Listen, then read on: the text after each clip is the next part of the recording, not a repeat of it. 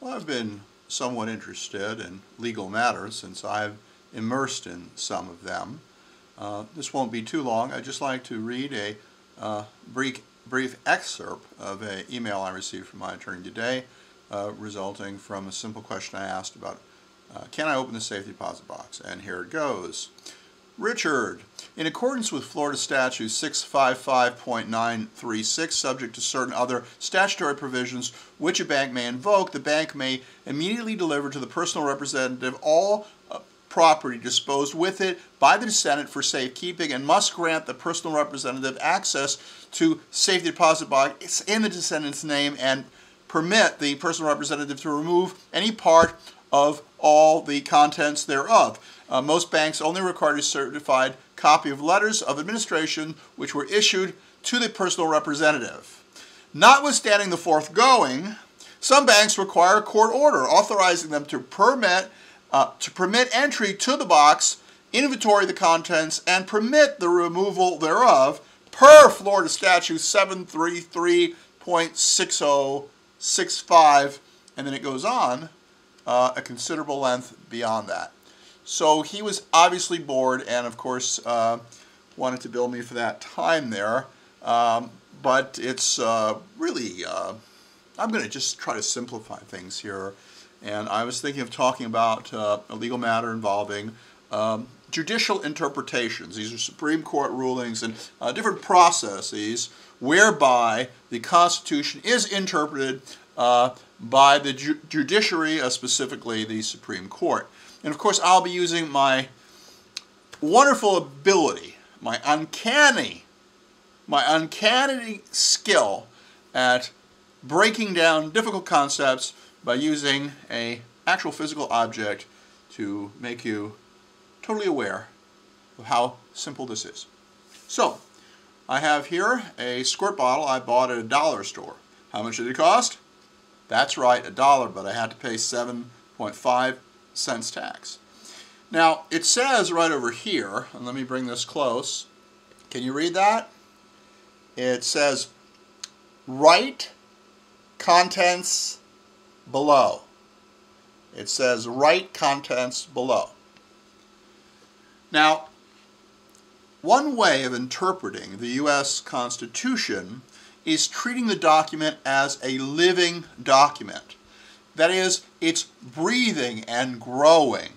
So that when we look back when the original Constitution was written, we're saying that a lot of time has passed and we don't want to look at it just as it is when it was written, but we want to look at what it means, what is the intent, and to go beyond that rather strict limitation. So someone that was looking at a living Constitution might say, well, it says, you know, contents below. Write the contents below. But they didn't really mean that. Because when they said this, they meant more than that. Because what does contents mean? Taking the word content, it means that we contain these things, not just the bottle. The bottle is just a holder for what's in us.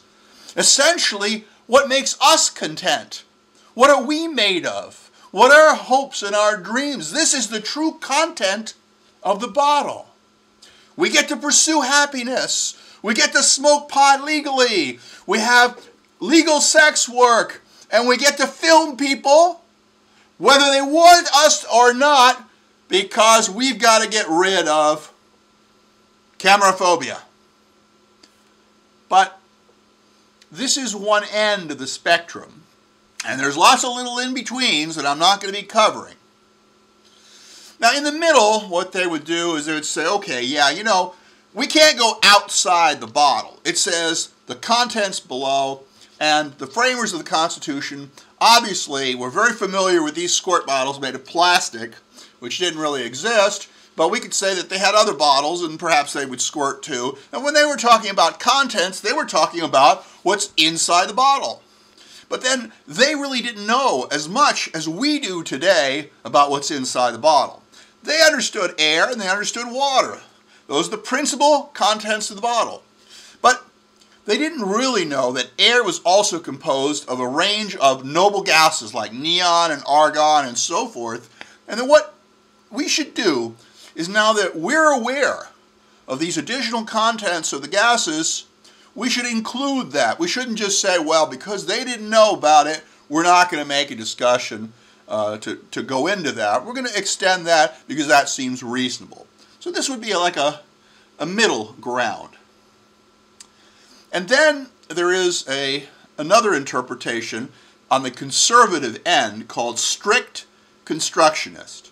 Now, when you have a strict constructionist, the interpreter is not allowed to interpret beyond the smallest amount.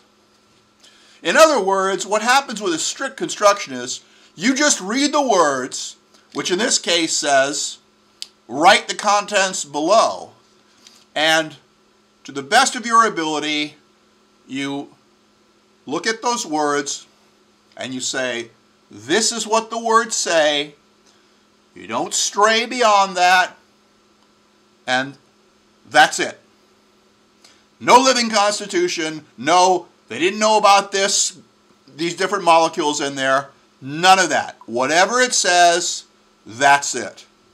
So, what I'd like to do is to demonstrate how a strict constructionist would interpret what is on this bottle. And I'll turn it sideways in a moment. But you'll probably be able to make it out already. Here we go.